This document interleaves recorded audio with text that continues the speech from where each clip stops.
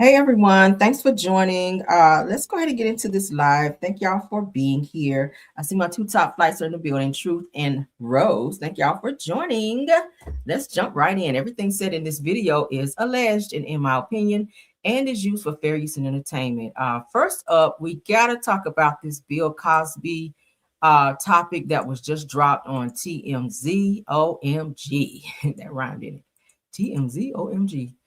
The only thing I hate about TMZ is they have so many freaking pop-ups and you really can't control it. But hey, it is what it is. Let's get on through it. Shout out to TMZ, of course. Bill Cosby says that I got 7 quaaludes of prescription drugs, rather, to drug women. So he's admitting to this, you guys. Oh my God, right? Child, remind me never to ask Bill Cosby for nothing to drink if I ever go to his damn house, right? You ain't about to sprinkle my ass. But it says that Bill Cosby admitted under oath that he refilled a recreational prescription for quaaludes that he got from a gynecologist at a poker game 7 times with the intention of giving the pills to women in hopes of having sex with them. And he says that he never downed a single pill himself. So let me find out. Bill Cosby is out here admitting to drugging women. Bill, you're a dangerous person. Now, you're not the same person from the Bill Cosby show, okay?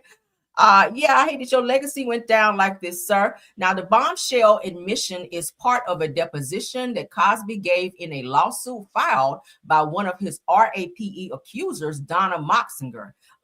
Parts of his testimony are included in new legal documents obtained by TMZ. This is the woman here that he gave the quaaludes to. Now, weird, which is so weird. Bill is married to a black woman named Camille Cosby. The women that he gave these quaaludes to, most of the women, if not all, were of Caucasian descent. Okay. So I'm not sure what the hell did he have an infatuation that no one knew about with white women or Caucasian women, because Bill, it's given that you only did this to these types of women, white women that we know of so far. All right, let's continue. Said that Cosby said in a deposition, which is sealed, that he was prescribed quaaludes by a freaking OBGYN, Dr. Leroy Amar, at a poker table. It says that talk about some shady business dealings. Now, this person may be getting ready to lose Dr. Amar, probably about to lose their license for doing this, right? Right, at a poker table? Okay. Now it says that the docs say that Dr. Amar is a disgrace. I know that shit, right? Gynecologist who was Cosby's friend, and the poker game where Cosby got the quaalude prescriptions was hosted at Cosby's Los Angeles house prior to 1972, which is significant. Ooh. Somebody in trouble. Now, it said that we did some digging and found that Dr. Amar had a license revoked in California in 1979. Now, it goes on to say that Moxinger, which is the woman who was R-worded, as we first reported, claims that Cosby drugged and R-worded her in 1972 when she was working as a server at the famous Trident restaurant in Sausalito, California. I think that's how you say it. Okay. Child, now says in her lawsuit, Moxinger claims that Cosby gave her a pill that she believed was an aspirin. And after she took the pill, she started falling in and out of consciousness and woke up the next day in her house wearing only her panties. Now it goes on to say that the new documents say that Cosby's quaaludes were round white pills. Okay, now that would appear to be an aspirin, but I can't believe this. Well, I mean, I can't, because he already had a case that another woman sued him for. So Cosby is trying to get Moxinger's lawsuit thrown out of court, but Moxinger is fighting back. That means she's going to be probably seeking some monetary damages from this, because this was back in 1972. If she can prove that this happened, and he did just admit that he was using these quaaludes from a doctor who's now been deemed disgraced, and was getting some stuff under the table, like 7 prescriptions, as we just said. Okay, 7 prescriptions. Let's go back up. You see this? He was given the quaaludes rather 7 times. Okay, 7 times. So damn, that's a lot, right? 300 milligrams of the quaaludes to these women, and all of these women that have come forward that I've seen so far from all the posts that came up about him R-wording and drugging these women were white women. So I don't know what the fuck Bill Cosby was thinking about. Like, it's sad that he was known as America's favorite dad from the Cosby Show, and then he's literally ruining his legacy. Like, he's going out like that. He's already been locked up, but he's kind of going out like the last things that we're going to remember about Bill Cosby is that he drugged and R-worded women. Like Bill Cosby, I would think someone else, not Bill Cosby, right? This is a very sad situation. What do y'all think about that, though? I hate that. Let's continue. Simon seems to be sitting back, still watching Portia and the mess that she's doing. Y'all know he does not like the fact that she is posting her new girlfriend, and Simon is sitting back watching, and he had something to say. Shout out to The Girls Are Fighting. So it says that Simon Goubadia swears off marriage while Real Housewives of Atlanta Portia Williams and Patrice Sway McKinney celebrate their new relationship. Now, after finalizing her divorce, Portia Williams is thriving in her relationship with Patrice Sway McKinney. Now, it goes on to say that meanwhile, Simon Goubadia is embracing peace and personal wellness, reflecting on life after decades of marriage and choosing to step away from marriage for now. He says, okay, 8 years, we circled the block. This is what Simon is saying. So as you guys can see here, and I follow Simon, so I saw this post when it came up earlier. He says, in 61 years, I can't remember ever seeing my blood pressure in the normal range. So 117 over 70 must mean I should stay single forever, with the laughing emoji. So maybe he's alluding to the fact that during the time he was with Portia, that was one of the most stressful times, and maybe his blood pressure was out of whack from all the shit that they were going through. But said that all jokes aside, I gave 33 years of my life to marriage. Now it's time to choose a chapter that comes with a little more peace and a lot less stress. So he's not trying to be getting married no time soon. He is over in Dubai. He's actually going back and forth from Dubai to Africa. So he is in Dubai more than he's in Africa, but he seems to be at peace. He seems to be happy. Every time I see him go live or posting something, he's smiling, he's eating, he's just enjoying his life, having a drink. He's, out dancing. I saw a few videos where he was out at a club. He was up dancing, just enjoying his life. So great for him that he's not moping. I think he's going to keep trolling Portia and filing motions against her every chance he gets, because he's sitting back watching her post with this new person and seeing her happy and doing the things that she's doing. So I think he's going to continue the pettiness. But as far as him saying, hey, he's going to step back from being married right now and just enjoy his life and have his peace, I respect that, right? I respect that, instead of Portia jumping, into a relationship after relationship versus having that time in, that space in between to heal.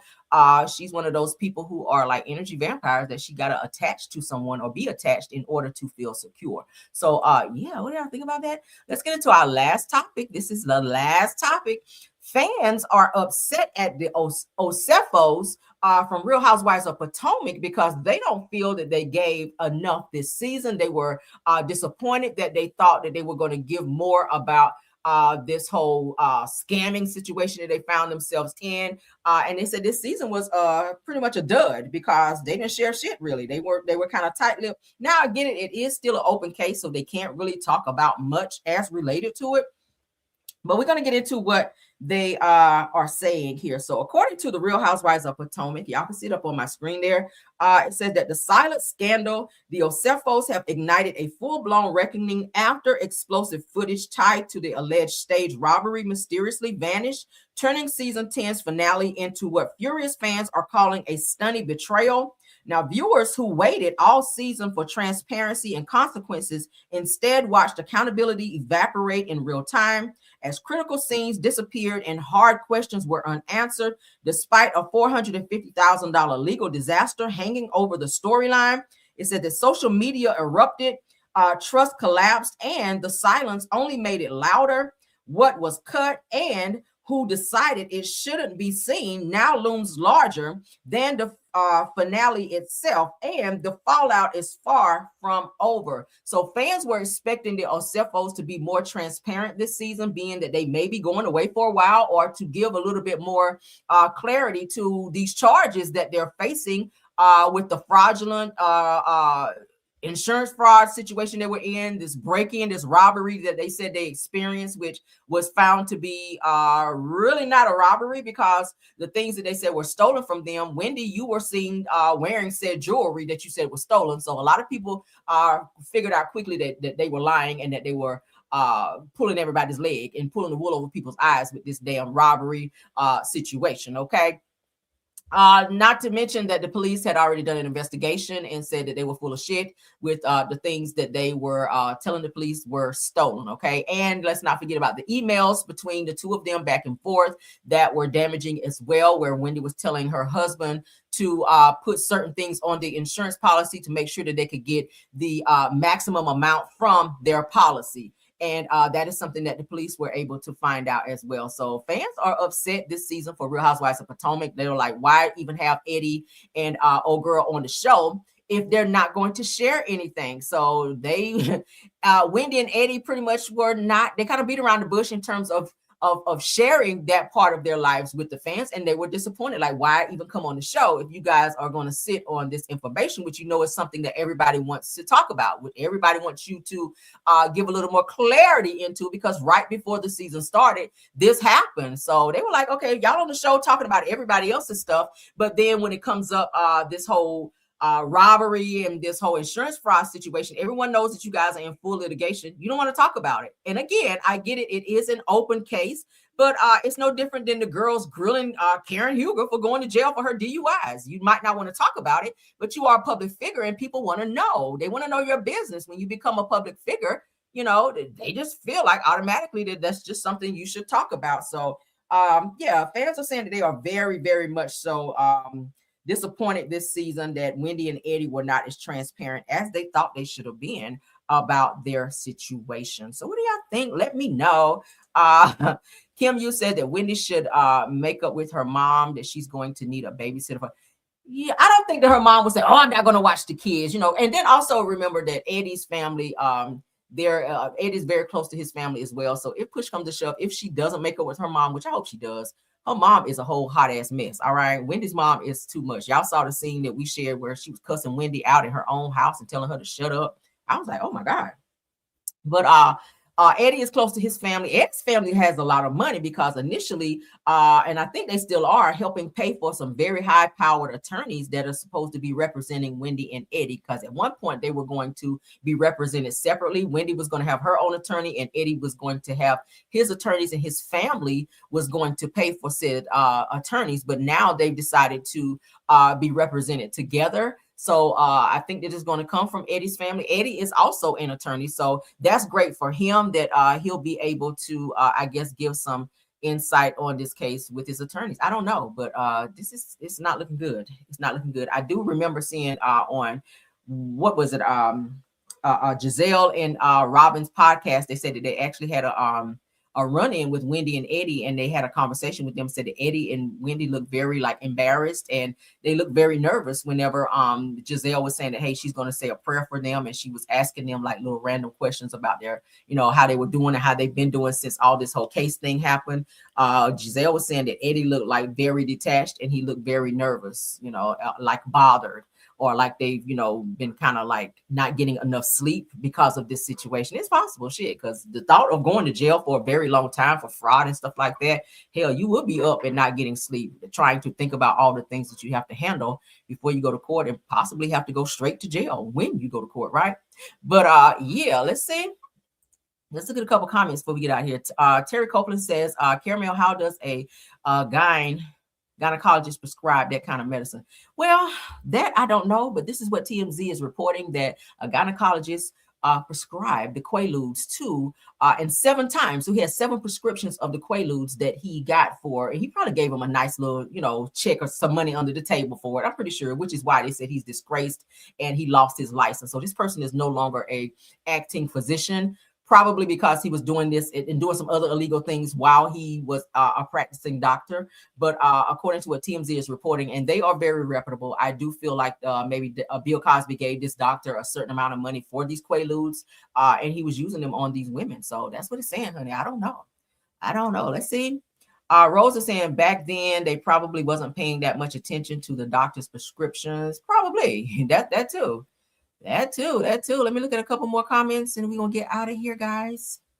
All right. Okay.